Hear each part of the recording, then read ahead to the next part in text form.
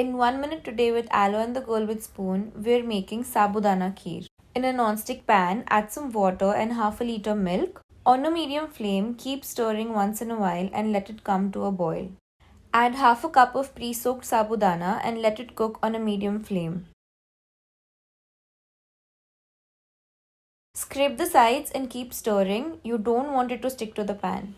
Once it is reduced to 3/4 of its quantity, turn the flame to low. Add saffron milk, totally optional, and 1/4 cup of sugar. Cook till the sugar is dissolved and kheer has reached your desired consistency.